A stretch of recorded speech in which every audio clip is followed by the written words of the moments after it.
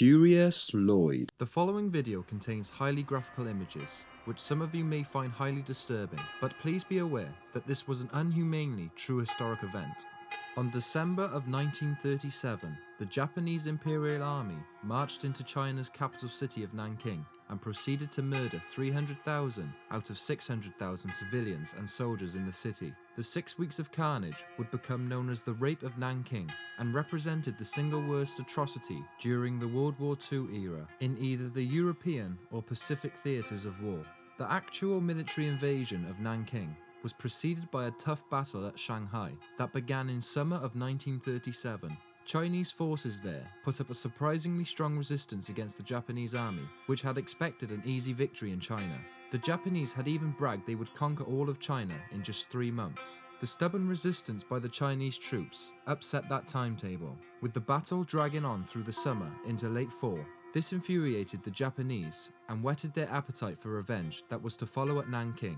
After finally defeating the Chinese at Shanghai in November, 50,000 Japanese soldiers then marched on towards Nanking. Unlike the troops at Shanghai, Chinese soldiers at Nanking were poorly led and loosely organized. Although they greatly outnumbered the Japanese and had plenty of ammunition, they withered under the ferocity of the Japanese attack, then engaged in a chaotic retreat. After just 4 days of fighting, Japanese troops smashed into the city on December 13th, 1937, with orders issued to kill all of the captives.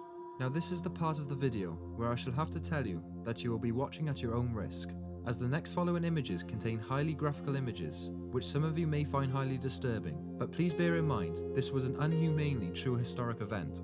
Their first concern was to eliminate any threat from the 90,000 Chinese soldiers who surrendered. To the Japanese, surrender was an unthinkable act of cowardice, of the ultimate violation of the rigid code of military honor drilled into them from childhood onwards. They then looked upon Chinese prisoner of wars with utter contempt, viewing them as less than human and unworthy of life. The elimination of the Chinese prisoner of wars began after they were transported by trucks to remote locations on the outskirts of Nanking. As soon as they were assembled, the savagery began, with young Japanese soldiers encouraged by their superiors to inflict maximum pain and suffering upon individual prisoner of wars as a way of toughening themselves up for future battles, and also to eradicate any civilized notions of mercy.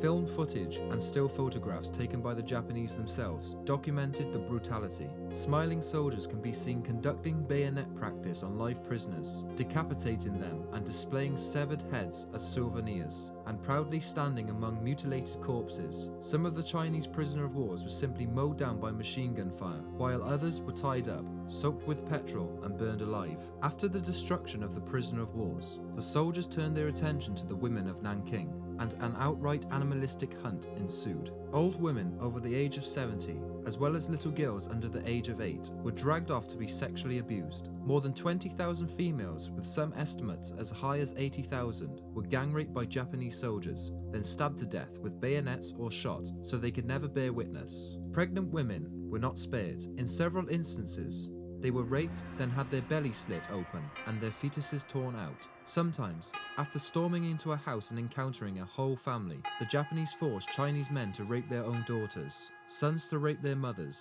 and brothers their sisters, while the rest of the family was made to watch. Throughout the city of Nanking, random acts of murder occurred as soldiers frequently fired their rifles into panicked crowds of civilians, killing indiscriminately. Other soldiers killed shopkeepers, looted their stores, then set buildings on fire after locking people of all ages inside. They took pleasure in the extraordinary suffering that ensued as the people desperately tried to escape the flames by climbing onto rooftops or leaping down onto the street. The incredible carnage contained citywide burnings, stabbings, drownings, strangulations, rape, thefts, and massive property destruction continued unabated for about 6 weeks. From mid-December 1937 through the beginning of February 1938, young or old, male or female, anyone could be shot on a whim by any Japanese soldier for any reason. Corpses could be seen everywhere throughout the city. The streets of Nanking were said to literally have run red with blood. Those who were not killed on the spot were taken to the outskirts of the city and then forced to dig their own graves. Large rectangular pits that would be filled with the decapitating corpses resulting from killing contests that the Japanese held among themselves. Other times, the Japanese forced the Chinese to bury each other alive in the dirt. After this period of unprecedented violence, the Japanese eased off somewhat and settled in for the duration of the war. To pacify the population during the long occupation, highly addictive narcotics, including opium and heroin, were distributed by the Japanese soldiers to the people of Nanking, regardless of age. An estimated 50,000 people became addicted to heroin, while many others lost themselves into the city's opium dens. In addition, the notorious comfort woman system was introduced, which forced young Chinese women to become slave prostitutes, existing solely for the sexual pleasure of Japanese soldiers. News reports of the happenings in Nanking appeared in the official Japanese press and also in the West, as page 1 reports in the newspapers such as the New York Times. Japanese news reports reflected that the militaristic mood of the country, in which any victory by the imperial army resulting into further expansion of the Japanese empire was celebrated. Eyewitness reports by Japanese military correspondents concerning the sufferers of the people of Nanking also appeared. They reflected a mentality in which the brutal dominance of the subjugated or so-called inferior peoples was considered just. Incredibly, one paper, the Japanese Advertiser, actually published a running count of the heads severed by 2 officers involved in the decapitation contest, as if it was some kind of sporting match. In the United States, reports published in the New York Times, Reader's Digest, and Time magazine were greeted with skepticism from the American public.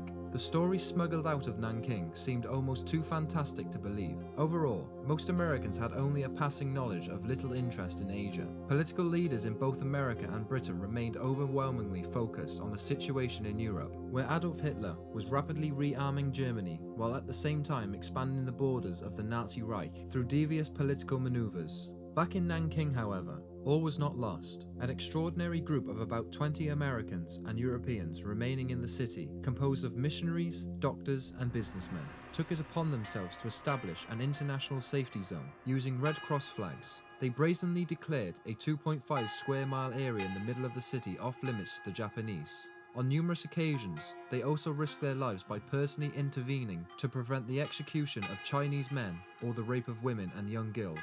These Westerners became the unsung heroes of Nanking, working day and night to the point of exhaustion to aid the Chinese. They also wrote down their impressions of the daily scenes they witnessed, with one describing Nanking as hell on earth. Another wrote of the Japanese soldiers, "I did not imagine that such cruel people existed in the modern world." About 300,000 Chinese civilians took refuge inside their safety zone. Almost all of the people who did not make it into the zone during the Rape of Nanking ultimately perished. But bear in mind, the Japanese to this day have not apologized for what they did during Nanking. I also wanted to say that we should never wish anything like this to happen again, as it was truly inhumane. So please bear thoughts to what happened that day to all the soldiers, women, children, and men that were slaughtered for no reason. If you also want to know more about the forgotten Holocaust of World War II, read the book, The Rape of Nanking, by Iris Chang, who after releasing this book, committed suicide, who suffered a nervous breakdown and was psychologically damaged.